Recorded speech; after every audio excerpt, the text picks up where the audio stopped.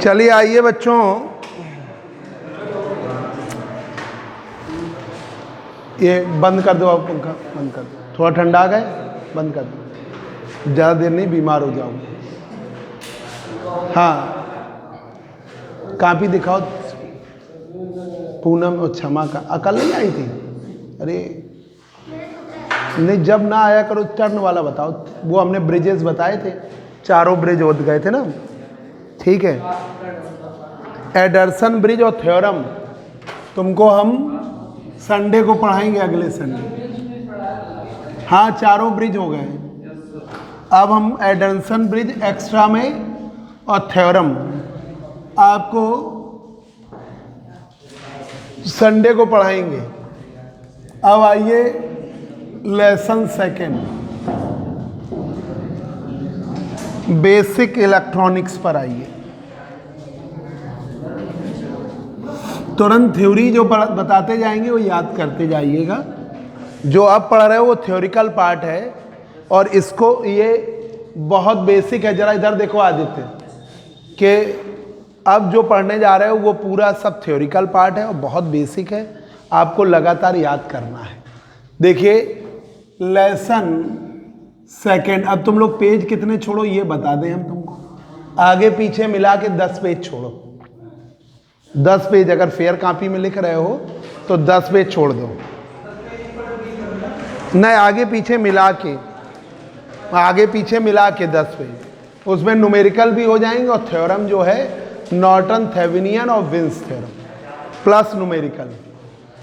Lesson second है basic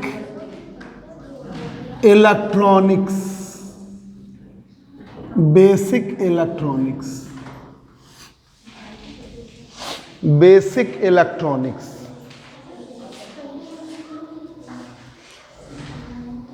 basic electronics. देखिए solids, ठोस कहते हैं सॉलिड्स को, सॉलिड्स ठोस कहते हैं।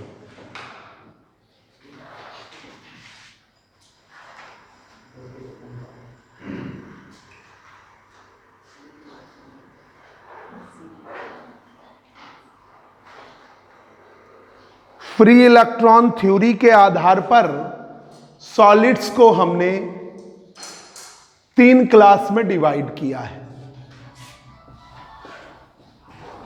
According to free electron theory.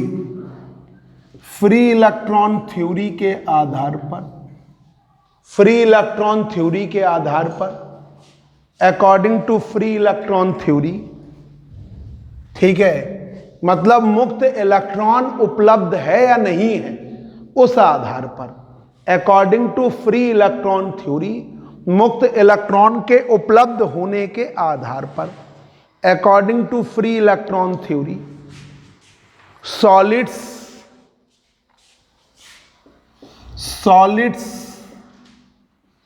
Can be divided into 3 class।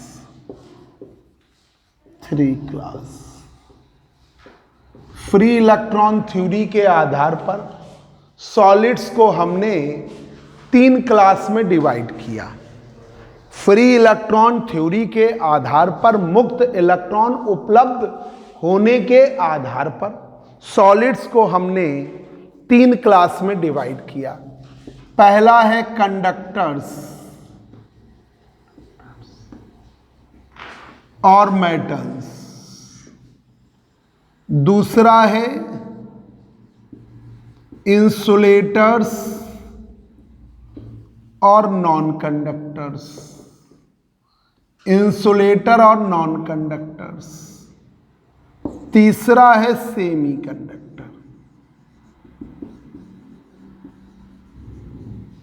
Semi conductor according to free electron theory, मुक्त इलेक्ट्रॉन उपलब्ध होने के आधार पर, फ्री इलेक्ट्रॉन थ्योरी के आधार पर सॉलिड्स को हमने 3 क्लास में डिवाइड किया।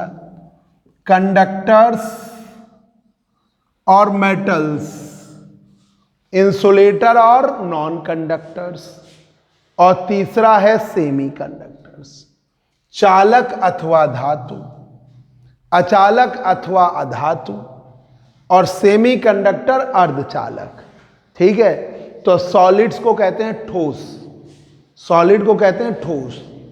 According to free electron theory, मुक्त इलेक्ट्रॉन उपलब्ध होने के आधार पर, फ्री इलेक्ट्रॉन थ्योरी, मुक्त इलेक्ट्रॉन उपलब्ध होने के आधार पर solids can be divided into 3 class. ठोस को हम बांट सकते हैं 3 क्लास में। एक है कंडक्टर्स या मेटल्स, ठीक है, चालक अथवा धातु। दूसरा है इंसुलेटर या नॉन कंडक्टर्स, अचालक, नॉन कंडक्टर को कहते हैं अचालक, इंसुलेटर को क्या कहते हैं, इंसुलेटर कुचालक कहलाता है ना, और सेमीकंडक्टर अर्धचालक। ठीक है, ये अब देखिए पहला है कंडक्टर्स की क्लास। पहला हेडिंग डालिए कंडक्टर्स, चालक।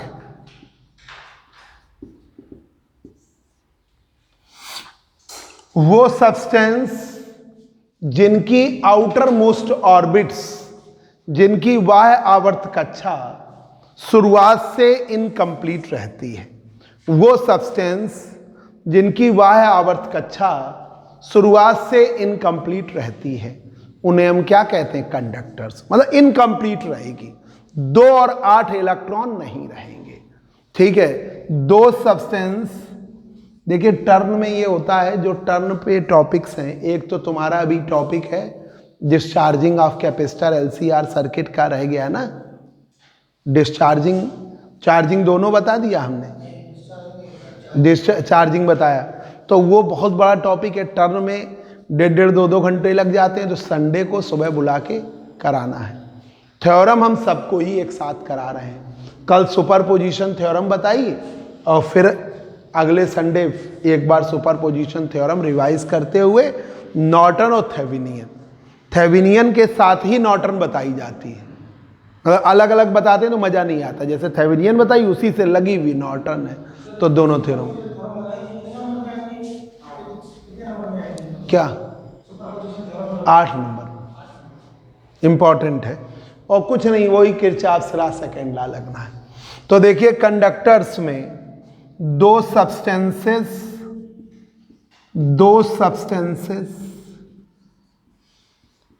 whose electrical whose outermost orbit orbits are वो सब्सटेंस जिनकी वाय आवर्त कक्षा, 2 substance whose outermost orbits are incomplete initially, complete initially।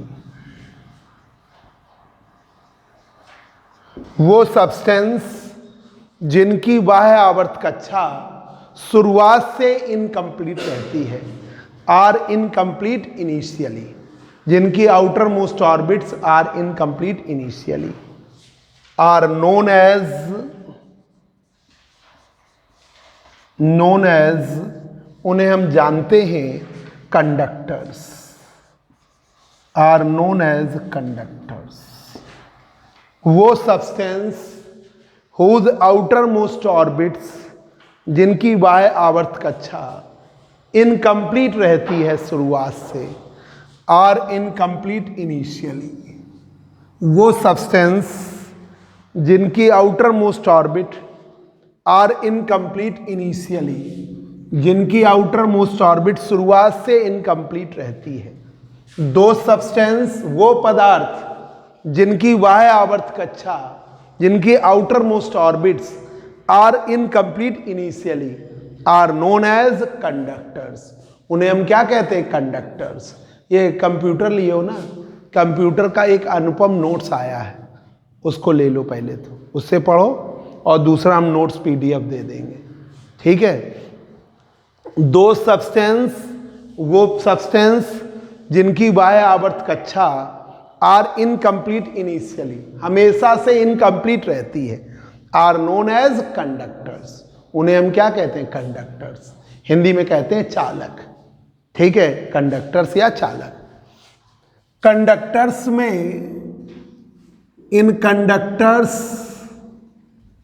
Conductors में बैलेंस इलेक्ट्रॉन जो होते हैं वो लूजली, बैलेंस इलेक्ट्रॉन का मतलब आउटर मोस्ट, ऐसा है ना कि जो थ्योरी आती है हम उसको पॉइंट में लिखवा देते हैं, तो क्या होता है कि पॉइंट्स में बच्चों को याद बनी रहती।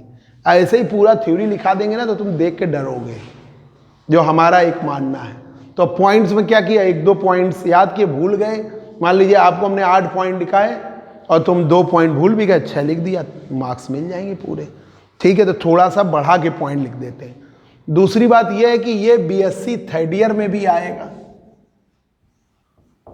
यही पेपर BSc थर्ड ईयर में है। तो आप अगर अभी से पढ़ते चलोगे अच्छी तरीके से तो आपको थर्ड ईयर में फिजिक्स आपके लिए आसान हो जाएगी और आपका माइंड भी ब्रॉड वे में डेवलप होगा।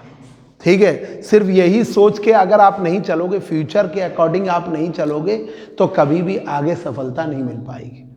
पूरी हमेशा प्लानिंग जो होती है वो फ्यूचर को लेके चलते हैं। अब इसके पीछे क्या है, जैसे भूपेंद्र हैं, भूपेंद्र बहुत अच्छे स्टूडेंट, इनके पिताजी भी टीचर हैं, सामने बैठे भूपेंद्र यादव।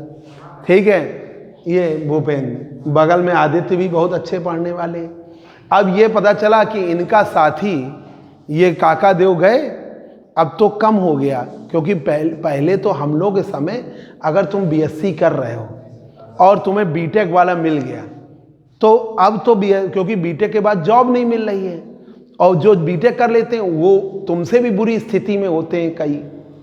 ठीक है, मतलब वो एक FM है ना जिसमें बउआ बोलता है, ठीक है, तो बउआ कहता है, उसमें आता है कि हमने सुना कि क्या करे हो, क्या B.Tech करे हो, मतलब बेरोजगार हो, ऐसे।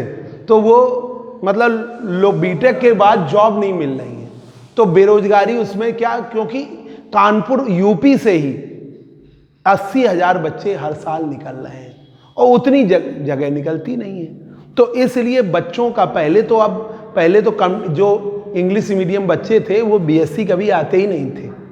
अब तो इंग्लिश मीडियम वाले टीचर भी हम लोगों से संपर्क में आते हैं, फ़ोन करते हैं, पूछते हैं, ठीक है, कि आखिर BSc के बाद का क्या स्कोप है। जब बच्चा BSc जा रहा है तो उनसे वो ओपिनियन मांगता है। जैसे आप हो, आपने इंटर किया, अब इंटर वाले टीचर से किसी से आप बहुत अटैच्ड होगे तो उनके पास पूछने गए कि सर B.Tech करेंगे BSc करें, तुम्हारे और तुमको किसी ने बताया है कि BSc करने से फ़ायदा है, ठीक है, B.Tech की तुलना में, तो आप फिर भी आप 1-2 लोगों से राय लेते हो, हाँ ना, तो वो आप राय लेते हो। जब राय लेते हो तो वो उनको पता चला नहीं मालूम है तो वो हम लोगों से कंसल्ट, तो एक बहुत बड़े टीचर हैं CBSE बोर्ड के, ICSE बोर्ड के, मैथ के, कानपुर में बड़ा उनका नाम है, ठीक है, कॉन्सेप्ट एकेडमी है और श्रीश चंद्र गुप्ता नाम है, बहुत बड़े टीचर हैं, मतलब CBSE बोर्ड में उनका बड़ा नाम है। ठीक है, CBSE ICSE वाले DPS वाले बच्चे वो सब उनसे पढ़ते हैं। तो उन्होंने मुझसे फ़ोन किया, उनको पूछा कि यार BSc के बाद है क्या है आगे कैरियर, क्योंकि उनसे बच्चे पूछ रहे हैं, तो तुम लोग को भी बता दें कि BSc के बाद कैरियर क्या है। जब बात आ गई है तो देखो, BSc के बाद एक तो MCA है, ठीक है, मास्टर इन कंप्यूटर, वो लिखा हुआ है इधर, इसमें भी आ जाएगा। BSc के बाद MCA है, मास्टर इन कंप्यूटर एप्लीकेशन, ठीक है। जैसे आपने BCA किया, जैसे जो बच्चे BCA करते हैं तो हमको बड़ी गुस्सा आती है उन पर, क्योंकि BSc की BCA किया, एक तो 40-40 हज़ार रुपये गार्जियन का, कम से कम 3 साल में वो 40-40 हज़ार रुपये गार्जियन का बर्बाद करेंगे। 1,20,000 रुपये ये कम से कम फीस है, जैसे कानपुर यूनिवर्सिटी की है। और जगहों पे कर रहे हैं तो पता चला 60,000 70,000 रुपये ईयर की खर्चा आया, ठीक है। 3 साल लगा तो 3 साल में उन्होंने मान लीजिए कम से कम हुआ तो 40,000, फिर अब जा रहे हैं इतनी जगह तो फिर बाइक से ही जाएंगे, कपड़े वपड़े भी थोड़ा सा मेंटेन।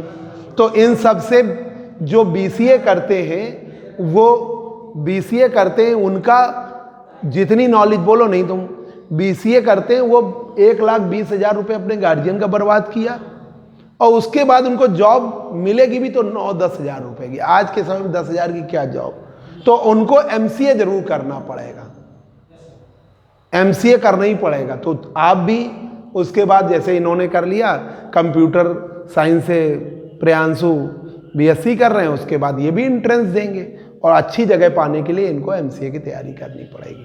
ठीक है, और अच्छी जगह इन्होंने निकाल लिया, बढ़िया। क्योंकि आजकल कंपनियां कह रही हैं कि बीसीए के बाद हम क्यों लें, हम मास्टर इन कंप्यूटर एप्लीकेशन लें।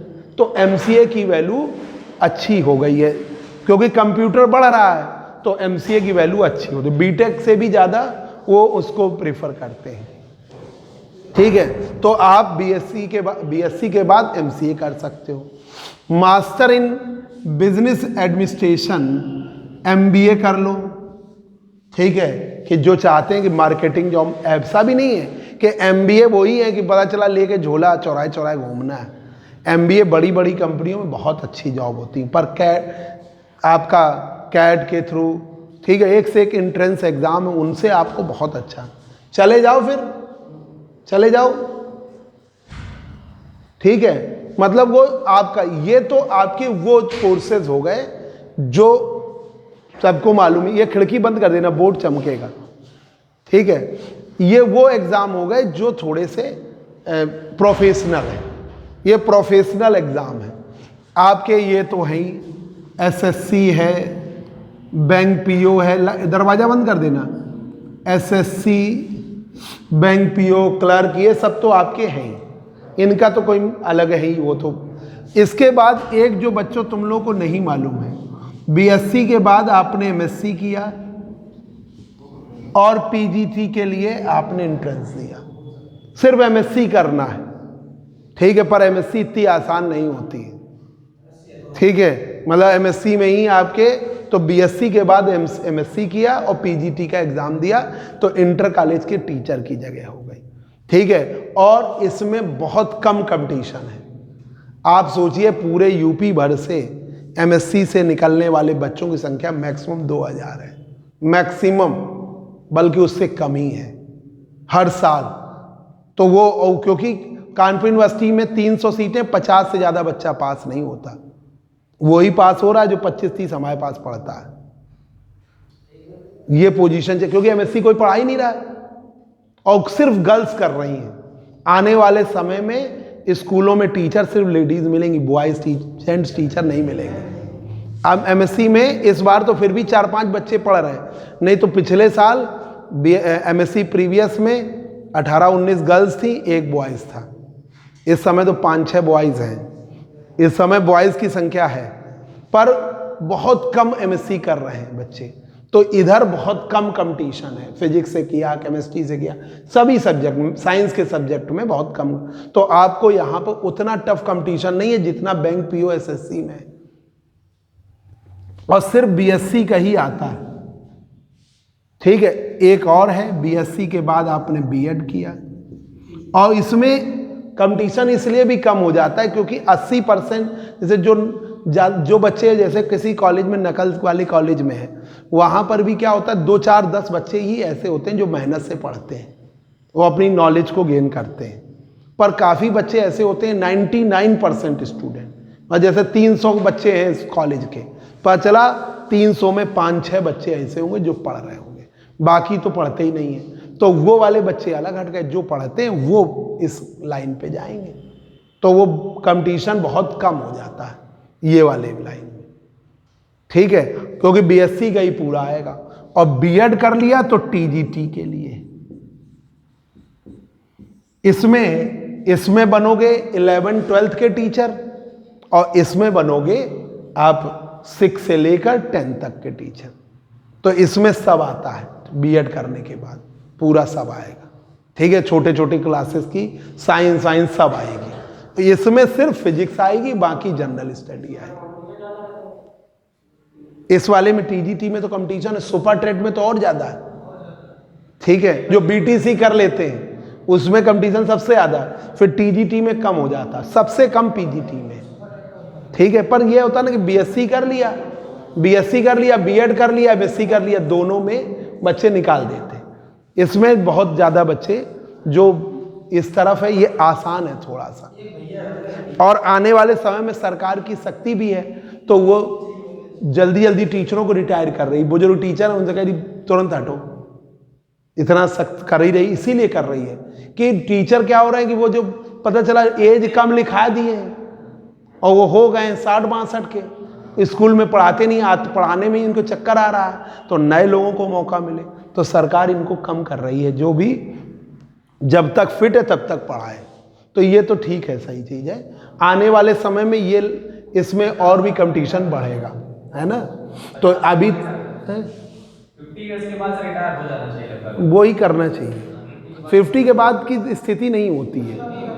अब ऐसे हम मैक्सिमम 50 तक ही पढ़ाएंगे, 50 के बाद नहीं।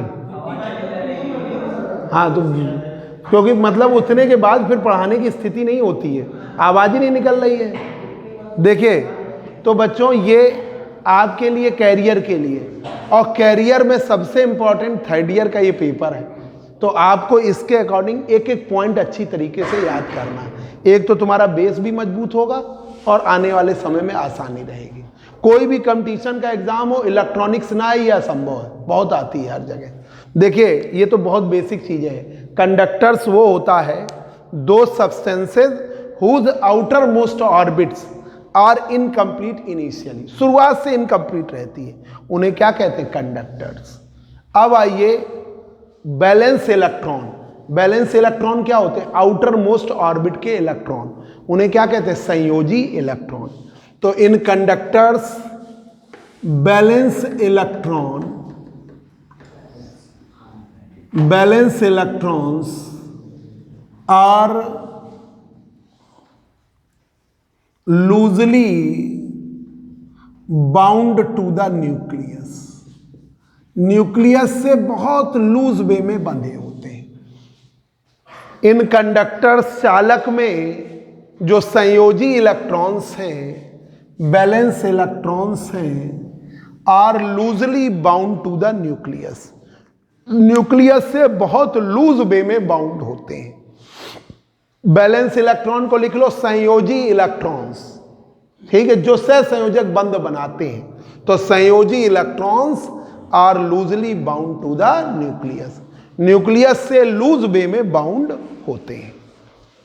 ठीक है, तीसरा पॉइंट हिंदी में लिखना हो, संयोजी इलेक्ट्रॉन, आउटर मोस्ट ऑर्बिट के इलेक्ट्रॉनों को हम क्या कहते हैं? Balance electron. ठीक है, इसके एग्जाम्पल हैं आयरन है,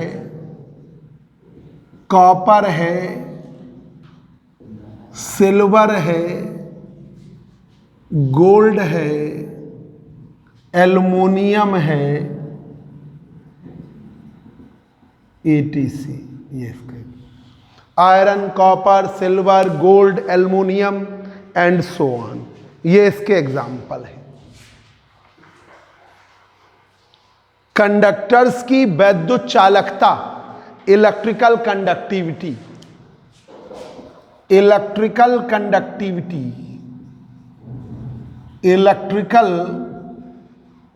conductivity sigma, electrical conductivity sigma is very higher. Electrical conductivity sigma बहुत उच्च होती है इनकी। वैद्युत चालकता क्या होती है? बहुत उच्च। थर्मल कंडक्टिविटी के, ऊष्मीय चालकता, thermal conductivity K is very higher,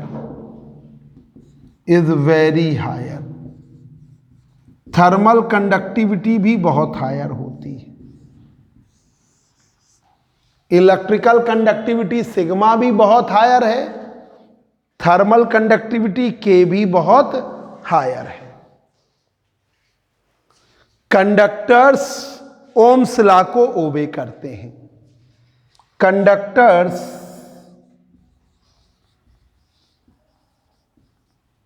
obey the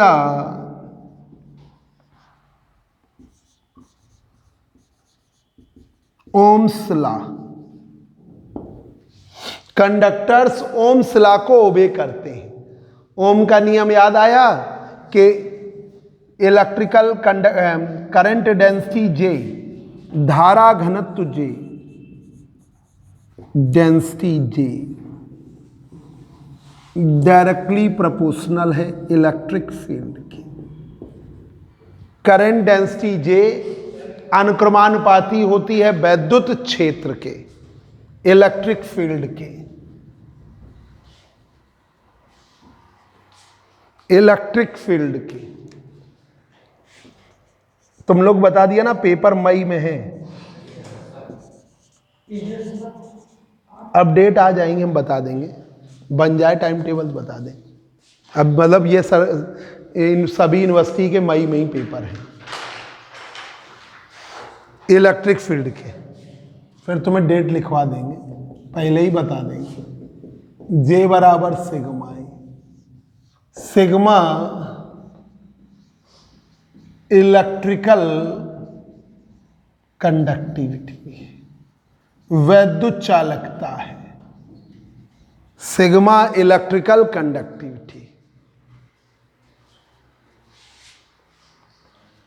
sigma जो है इलेक्ट्रिकल कंडक्टिविटी है।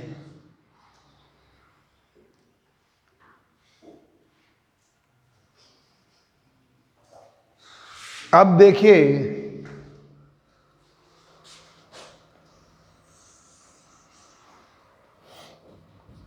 कंडक्टर्स का आर बढ़ता है टेम्परेचर के बढ़ने पर, रेजिस्टेंस बढ़ेगा। हाँ 7 पॉइंट, अच्छा, आर बढ़ता है, रेजिस्टेंस आर बढ़ता है, resistance R increases as temperature T increases। Temperature के बढ़ने पर R की वैल्यू बढ़ती है। R increases as temperature increases। Resistance बढ़ेगा टेम्परेचर के बढ़ने पर, तो डेल्टा R डेल्टा टी क्या आता है? Positive.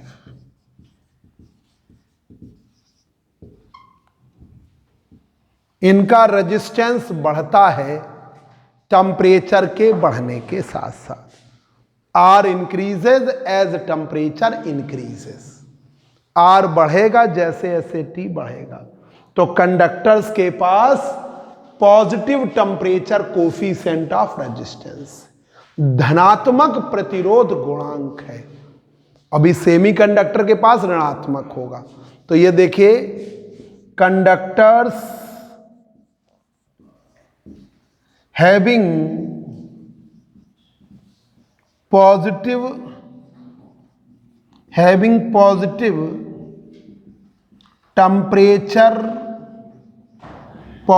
Temperature coefficient of resistance,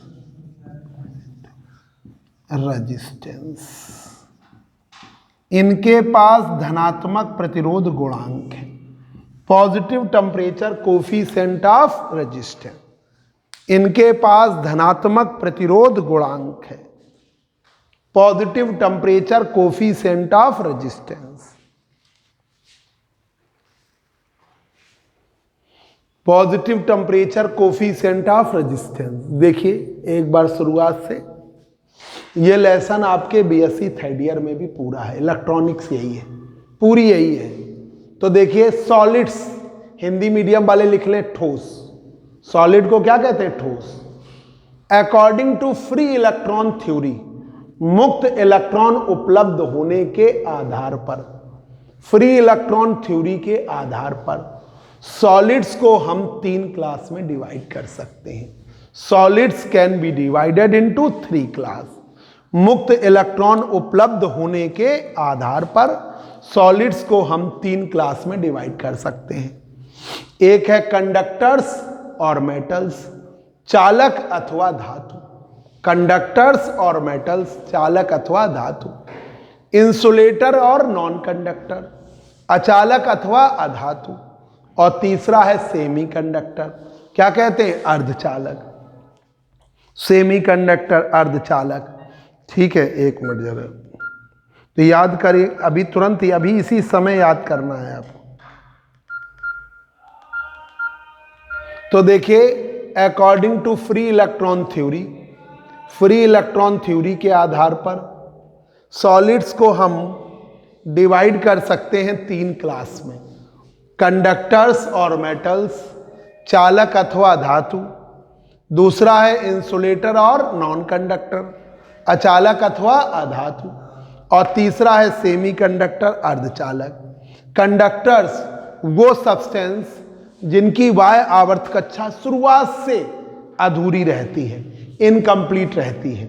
वो सब्सटेंस जिनकी वाय आवर्त कक्षा, आउटर मोस्ट ऑर्बिट, शुरुआत से इनकम्प्लीट रहती है, मतलब 2 और 8 इलेक्ट्रॉन नहीं होते, उन्हें हम क्या कहते हैं, कंडक्टर। दो substances whose outermost orbits are incomplete initially, वो पदार्थ जिनकी वाय आवर्त कक्षा शुरुआत से इनकम्प्लीट रहती है, वो सब्सटेंस जिनकी वाय आवर्त कक्षा शुरुआत से इनकम्प्लीट होती है, उन्हें हम क्या कहते हैं, कंडक्टर्स, उन्हें हम कहते हैं चालक। इन कंडक्टर्स, चालक में valence electrons are loosely bound to the nucleus, nucleus से लूजली बाउंड होते हैं।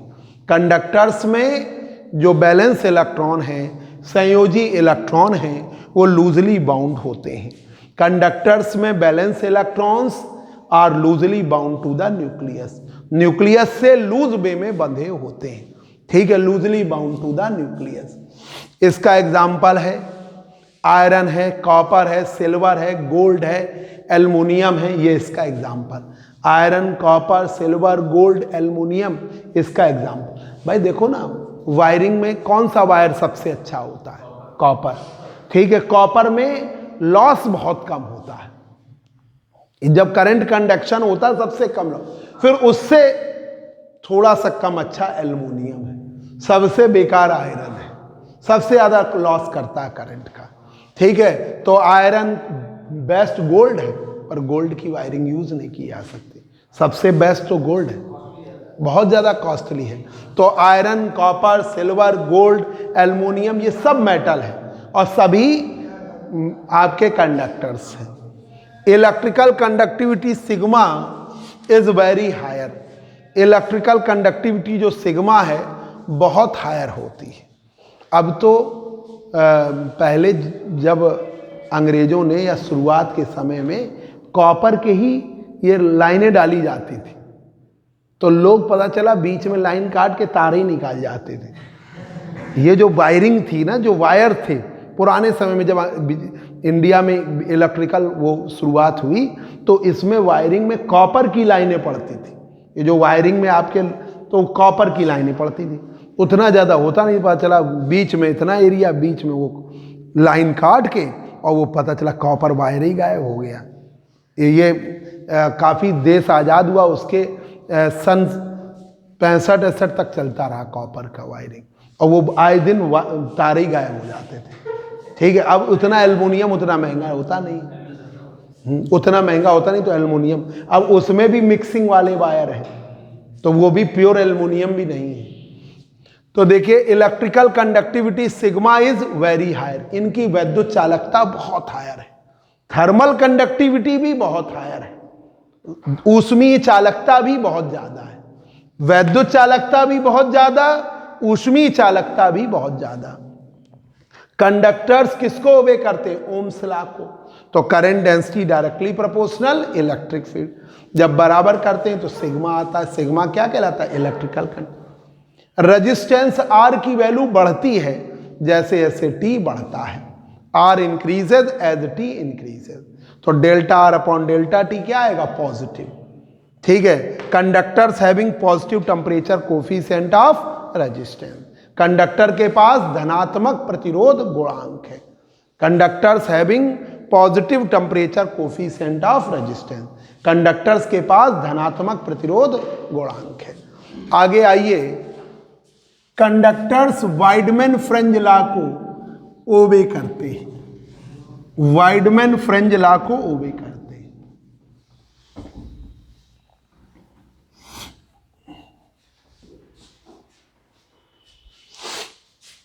कंडक्टर्स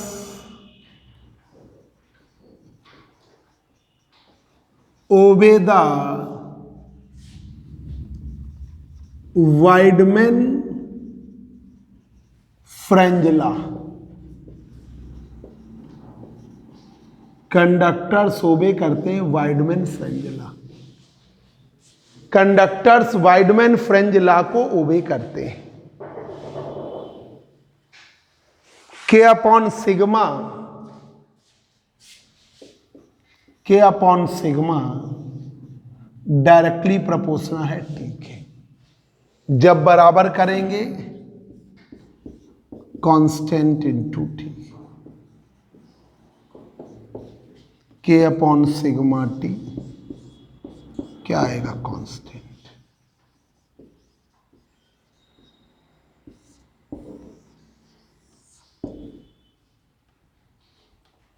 के अपॉन सिग्मा टी क्या आएगा, कांस्टेंट। अब आइए तीसरा है,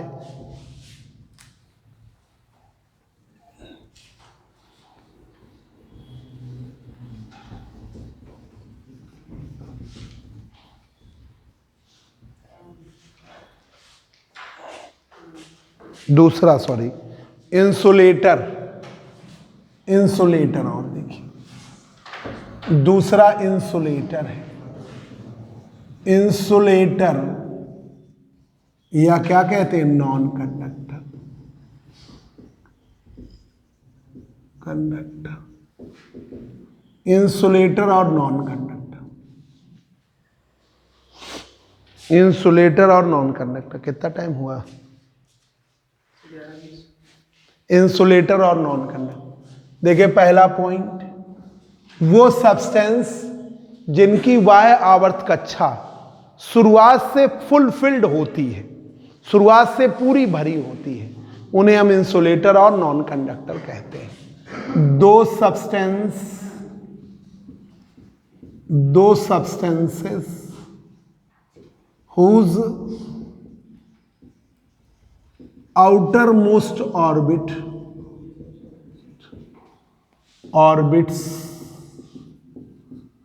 are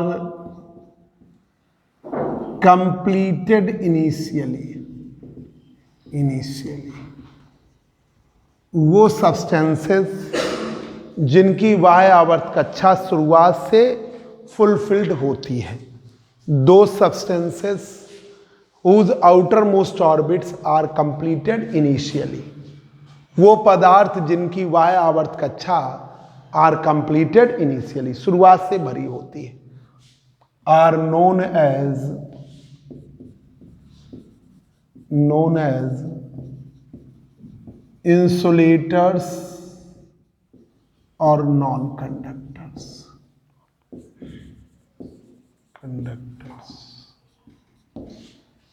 दो सब्सटेंसेस, वो सब्सटेंस जिनकी वाय आवर्त कक्षा शुरुआत से फुलफिल्ड होती है, ठीक है, are completely initially, are completed initially, ठीक है। दो substances whose outermost orbits are fulfilled initially, पूरी भरी रहती है, आर नोन एज इंसुलेटर और नॉन कंडक्टर, ठीक है। कंप्लीटली फिल्ड होती है, ठीक है, कंप्लीटेड होती है शुरुआत से, ठीक है, उन्हें हम क्या कहते हैं, इंसुलेटर और नॉन कंडक्टर। दो substances whose outermost orbits are completed initially are known as insulator or non-conductor। Insulator में या नॉन कंडक्टर में, इन नॉन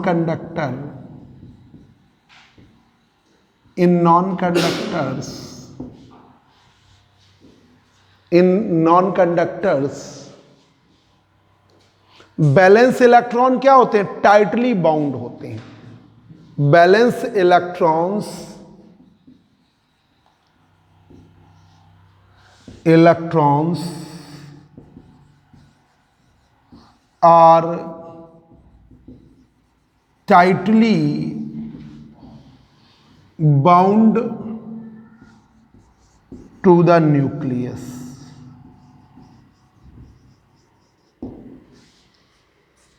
ये न्यूक्लियस से टाइटली बाउंड होते हैं, ये फ्री नहीं हो सकते चाहे जितनी एनर्जी दे दो. In non conductors valence electrons are tightly bound to the nucleus. Non conductor में बैलेंस इलेक्ट्रॉन टाइटली बाउंड होते हैं. In non conductors valence electrons are tightly bound to the nucleus. Valence electrons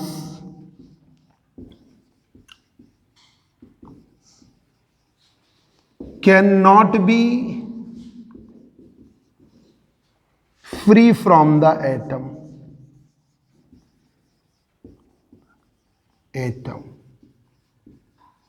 by any energy. चाहे जितनी energy दे दो ये free नहीं हो सकता. Balance electrons cannot be free from the atom by any energy. किसी भी ऊर्जा के द्वारा ये फ्री नहीं हो सकते, चाहे जितनी ऊर्जा दे दो ये फ्री नहीं हो सकते. तो valence electrons cannot be free from the atom by any energy. Free नहीं हो सकते तो इलेक्ट्रिकल कंडक्टिविटी क्या होगी? जीरो, वेरी स्मॉल या zero. Electrical conductivity, electrical conductivity sigma is very small और zero,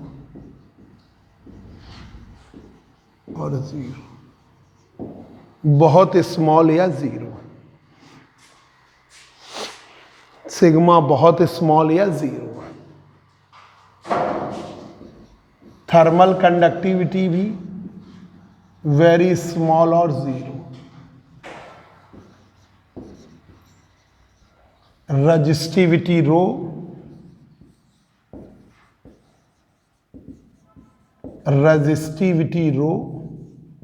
resistance per unit length is very higher, ये बहुत उच्च होती है. इसका एग्जाम्पल क्या है? प्लास्टिक है, क्वार्ट्स है, एबोनाइट है, कैल्साइट है, ग्लास है, ETC. ये इंसुलेटिंग सब्सटेंस.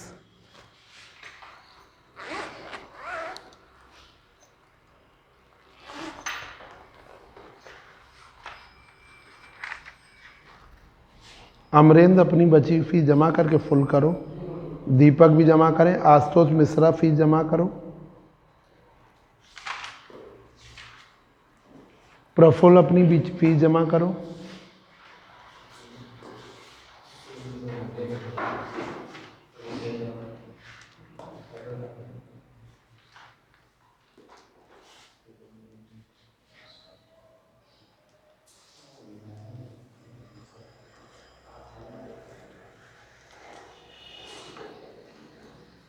भूपेंद्र बची फीस जमा करके फुल पेड करो.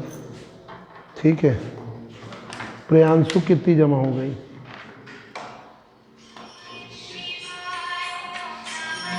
प्रियांशु भी बाकी जमा करके फुल करें. तुम्हारी भी बता दें कितनी जमा. तो मालूम है कि नहीं? तुम्हें मालूम है कि नहीं कितनी जमा?